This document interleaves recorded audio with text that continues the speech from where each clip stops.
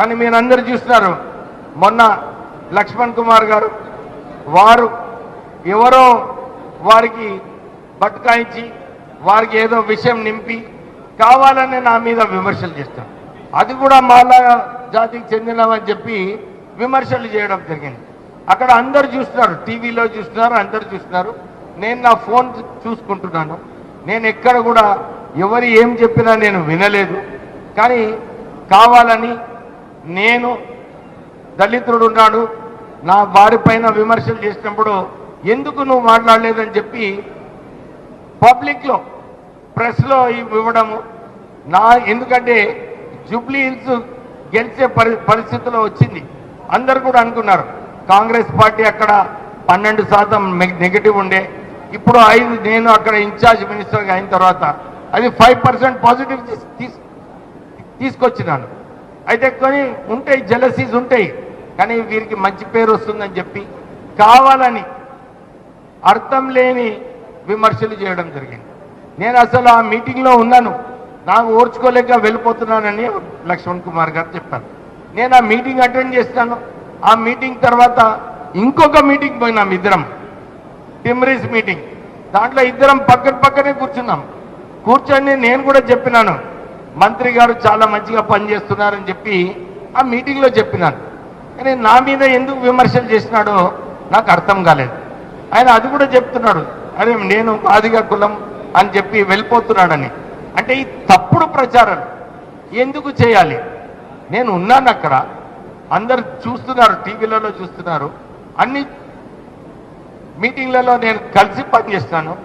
అసలు వారు రాజకీయాలలో వచ్చినప్పుడు కాకా వెంకటస్వామి గారే వారిని ప్రోత్సహించి ఒక సింగరేణి కార్మికుని కొడుకు యూత్ కాంగ్రెస్లో ఉన్నాడు, వారికి ప్రోత్సహించాలని చెప్పి మొదటి కాంగ్రెస్ టికెట్ లక్ష్మణ్ కుమార్కి ఇచ్చింది కాకా వెంకటస్వామి గారు. మర్చిపోతున్నాడు ఆయన. ఇంకొక విమర్శ చేసినాడు కాకా వెంకటస్వామి గారు. 5th అక్టోబర్ నాడు ఏదైతే జయంతి సందర్భంగా ప్రభుత్వము దీన్ని సెలబ్రేట్ చేయాలని రేవంత్ రెడ్డి గారు జియో ఇచ్చింది.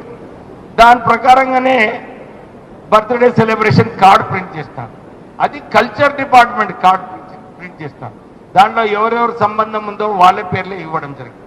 కానీ వారు పోయి నేను మాదిగా అని చెప్పి నా పేరు పెట్టలేదని చెప్పి ఆయన విమర్శలు చేస్తాడు. నేను ఒక క్వశ్చన్ అడుగుతున్నాను, అరే అక్కడ మంత్రి శ్రీధర్ బాబు గారు కూడా ఉన్నారు, వారి తండ్రి కూడా, అది కూడా ప్రభుత్వమే అది సెలబ్రేట్ చేసింది, వారి కార్డులో కూడా ఎవరి పేరు లేవు. కానీ వారిని విమర్శించలేడు, కానీ కేవలం నేను మాలా జాతికి ఉన్నానని చెప్పి నన్ను విమర్శించడం జరిగింది. నేను ఇదే చెప్తున్నాను, ఇది మీరు గొడవలు పెట్టుకోకండి. ఈ గొడవలు కేవలము మాలా మాదిగా దీన్ని వాడుకొని విమర్శించడం సరైన పద్ధతి కాదు. మంత్రిగా ఉన్నటువంటి పెద్దలు వివేక్ గారు నిజామాబాద్ బాలల మా కుల బాంధవుల యొక్క ఆత్మీయ సమ్మేళన గురించి మా పేరు తీసుకొని మాట్లాడడం జరిగింది. అత్యంత బాధాకరం. ఎందుకంటే ఆ రోజు జరిగినటువంటి సంఘటన అనేది వారి పెద్దలు వెంకటస్వామి గారి యొక్క జన్మదిన కార్యక్రమంలో పాల్గొని నేను అక్కడ ఉన్నటువంటి జూబ్లీ హిల్స్ బై ఎలక్షన్ పోతున్న ప్రచారంలో మైనార్టీ వెల్ఫేర్ సంబంధించిన ఈరోజు మళ్ళొక మా పేరు తీసి మాట్లాడడం, కావాల్సుకొని లక్ష్మణ్ కుమార్ అని నా పేరుతోని నేను తప్పు అబద్ధం మాట్లాడినానని, వారి తండ్రి గారు నాకు టికెట్ ఇచ్చిందని మాట్లాడడం. సరే, ఏదైనా కూడా అఖిల భారత కాంగ్రెస్ పార్టీ నాయకత్వం మల్లికార్జున ఖార్గే గారు, రాహుల్ గాంధీ గారు, మన పిసిసి అధ్యక్షుడు ముఖ్యమంత్రి గారి నేతృత్వంలో కూడా రేపు ఉప ఎన్నికలు ఉన్నాయి, రేపు స్థానిక ఎన్నికలు ఉన్నాయి. పార్టీ బలోపేతం, పార్టీ ముఖ్యం అందరికంటే, మనందరికంటే పార్టీ ముఖ్యం. మనం రాష్ట్ర ప్రభుత్వం నడిపే వాళ్ళం, క్యామ్రోట్లో ఉన్నాం. కాంగ్రెస్ పార్టీలో ప్రజలను ఆశీర్వదించారు. సరే, మన మధ్యలో ఏదైనా ఉంటే సరే, నేను తప్పు మాట్లాడినా మీరు ఒప్పు మాట్లాడినా అనేది మన పార్టీ ఇంటర్నల్గా కూర్చొని మాట్లాడితే బాగుంటుంది.